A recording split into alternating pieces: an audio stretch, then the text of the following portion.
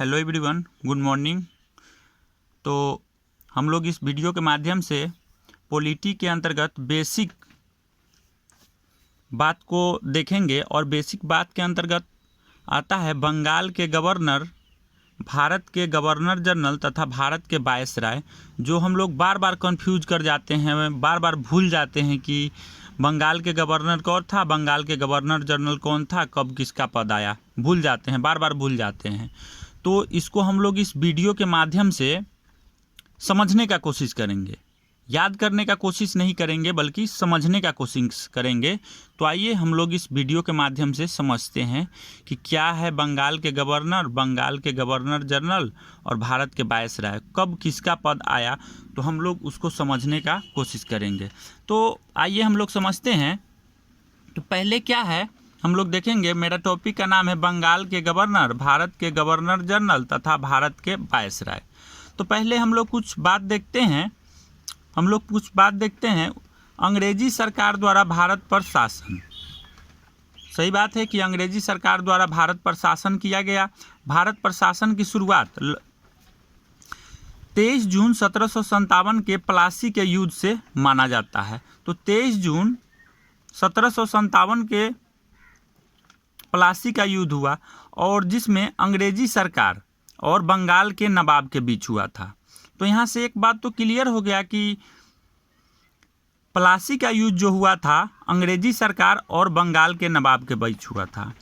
तो अंग्रेजी सरकार का नेतृत्व रॉबर्ट क्लाइव कर रहा था और बंगाल के नवाब का नेतृत्व सिराजुद्दौला कर रहा था। तो यहाँ से क्वेश्चन पूछता है जो 23 जून, सबसे पहले तो पूछ लेता है कि प्लासी का युद्ध कब हुआ। तो प्लासी का युद्ध हुआ 23 जून 1757 को। और यहाँ से क्वेश्चन पूछ लेता है कि प्लासी के युद्ध में अंग्रेजी सेना का नेतृत्व किसने किया था। रॉबर्ट क्लाइव ने किया था। बंगाल के नवाब का नेतृत्व किसने किया था, तो सिराजुद्दौला के द्वारा किया गया था। और यहाँ देखते हैं कि रॉबर्ट क्लाइव जो कि अंग्रेजी सरकार का नेतृत्व कर रही थी, उसमें रॉबर्ट क्लाइव का जीत हुआ था और क्या हुआ था, सिराजुद्दौला के हार हुआ था। ठीक है, तो यहाँ से भी क्वेश्चन पूछ लेता है कि प्लासी के युद्ध में किसका जीत हुआ था। तो रॉबर्ट क्लाइव जो कि अंग्रेजी सरकार के नेतृत्व कर रही थी उसका जीत हुआ था। बंगाल के नवाब सिराजुद्दौला का हार हुआ था जो कि बंगाल के नवाब का नेतृत्व कर रहा था। तो यहाँ से हम लोग समझे प्लासी का युद्ध। प्लासी के युद्ध के बाद एक और युद्ध होता है जिसको हम लोग बक्सर के युद्ध के नाम से जानते हैं। बक्सर के युद्ध के नाम से जानते हैं। तो सबसे पहले डेट याद रखना है, 22 अक्टूबर 1764 को बक्सर का युद्ध हुआ। बक्सर का युद्ध कब हुआ, 22 अक्टूबर 1764 को, जिसमें अंग्रेजी सरकार और संयुक्त सेना के बीच हुआ। तो अंग्रेजी सरकार का नेतृत्व हेक्टर मुंडो कर रहा था, जबकि संयुक्त सेना के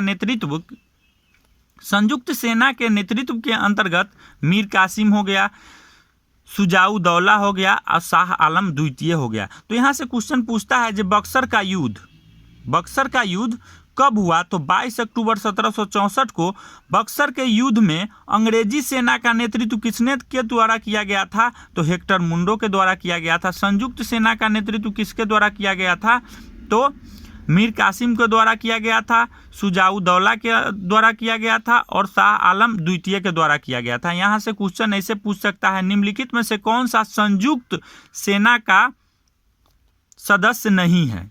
तो यहाँ रहेगा मीर कासिम रहेगा, सुजाउद्दौला रहेगा, शाह आलम द्वितीय रहेगा और फोर्थ ऑप्शन में कोई अन्य दे देगा। ठीक है, तो यहाँ पर आप लोग ध्यान से समझिएगा। ठीक है, संयुक्त सेना के अंतर्गत कौन कौन नेतृत्व किया था। तो बढ़ते हैं आगे। अब यहाँ से शुरुआत होता है जब देख रहे हैं ना 22 अक्टूबर 1764 को जो बक्सर का युद्ध हुआ। ठीक है, उसके बाद बंगाल के गवर्नर का पद आया। क्या चीज़, बंगाल के गवर्नर का पद आया। तो बंगाल के गवर्नर का जब पद आया तो रॉबर्ट क्लाइव 1757 में बंगाल के गवर्नर बना। अंग्रेजी सरकार की मदद से रॉबर्ट क्लाइव को 1757 में बंगाल के गवर्नर के पद मिला। ठीक है, पद मिला। उसके बाद तो यहाँ से हम कह सकते हैं कि बंगाल के प्रथम गवर्नर कौन था, रॉबर्ट क्लाइव था, जिसका पद कब आया था, 1757 में आया था। ठीक है, उसके बाद बात करते हैं, हम देख रहे हैं कि बंगाल के गवर्नर रॉबर्ट क्लाइव था 1757 में। ठीक है। उसके बाद एक एक्ट आता है अंग्रेजी सरकार द्वारा अंग्रेजी कंपनी को नियंत्रित करने हेतु एक प्रथम एक्ट आया था, जिसको हम लोग 1773 के रेगुलेटिंग एक्ट के नाम से जानते हैं। 1773 के रेगुलेटिंग एक्ट के नाम से जानते हैं। अच्छा, ये जो बंगाल के प्रथम गवर्नर था, ठीक है, तो पद क्या था? गवर्नर का पद था। बंगाल के गवर्नर का पद था। इस पद को रेगुलेटिंग एक्ट 1773 के अंतर्गत ये बंगाल के गवर्नर का पद नाम बदल दिया गया। ठीक है, पद नाम में बदलाव किया गया और उसको बोला कि बंगाल के गवर्नर जनरल अब होगा। क्या होगा? अब बंगाल के गवर्नर जनरल होगा। पहले क्या होता था? बंगाल के गवर्नर होता था, लेकिन जब एक्ट ऑफ 1773 आया, यानी कि रेगुलेटिंग एक्ट 1773 आया, तो बोला कि नहीं, जो ये बंगाल के गवर्नर का पद था उसका पद नाम बदल कर बंगाल के गवर्नर जनरल कर दिया जाएगा। बंगाल के गवर्नर जनरल कर दिया जाएगा। ठीक है, तो यहाँ से क्वेश्चन पूछता है कि किस एक्ट के तहत बंगाल के गवर्नर का पद नाम बदल कर बंगाल के गवर्नर जनरल कर दिया गया? तो 1773 के रेगुलेटिंग एक्ट के तहत कर दिया गया। ठीक है, तो यहाँ से समझ रहे हैं, तो यहाँ देख रहे हैं बंगाल के प्रथम गवर्नर कौन था? रॉबर्ट क्लाइव था। ठीक है, रॉबर्ट क्लाइव के बाद कोई बंगाल के गवर्नर के पद पर कोई और व्यक्ति बैठा होगा, फिर उसके बाद कोई और व्यक्ति बैठा होगा, फिर कोई और व्यक्ति बैठा होगा। जब 1772 आता है, जब यहाँ देख लेते हैं 1772 आता है, 1772, तो 1772 में बंगाल के गवर्नर के पद पर कौन बैठता है? वारेन हेस्टिंग्स बैठता है। वारेन हेस्टिंग्स बैठता है। और जब ये 1773 के रेगुलेटिंग एक्ट आया, उस समय बंगाल के गवर्नर के पद पर कौन था? बंगाल के गवर्नर के पद पर था कौन? वारेन हेस्टिंग क्या था? 1773 के रेगुलेटिंग एक्ट जब आया तो बंगाल के गवर्नर के पद पर था कौन? बंगाल के गवर्नर के पद पर था वारेन हेस्टिंग। तो वारेन हेस्टिंग को बोला गया कि अब जो पद नाम बदल दिया गया, बोला गया कि बंगाल के गवर्नर को बोला गया कि पद नाम बदल दिया गया है। अब तो पद नाम बदल दिया गया, तो बंगाल के अंतिम गवर्नर, तो जान रहे हैं जब पद नाम ही बदल दिया गया तो वास्तविक बात है ये कि वारेन हेस्टिंग बंगाल के अंतिम गवर्नर होगा तथा बंगाल के प्रथम गवर्नर जनरल हो जाएगा। ठीक है, तो यहाँ से देखते हैं कि बंगाल के अंतिम गवर्नर कौन हुआ तथा प्रथम गवर्नर जनरल कौन हुआ? तो वारेन हेस्टिंग्स। ठीक है, उसके बाद एक और एक्ट आता है, रेगुलेटिंग एक्ट 1833। जब रेगुलेटिंग एक्ट 1833 आता है तो बंगाल के गवर्नर जनरल का पद नाम बदल दिया गया। किसके तहत बदला गया था? 1833 के एक्ट के तहत बंगाल के गवर्नर का पद नाम बदल दिया गया था। बंगाल के गवर्नर का पद नाम बदल करके भारत के गवर्नर जनरल कर दिया गया। तो यहाँ से क्वेश्चन पूछ सकता है कि किस एक्ट के तहत बंगाल के गवर्नर जनरल का पद नाम बदल करके भारत का गवर्नर जनरल किया गया? तो 1833 के तहत। उसके बाद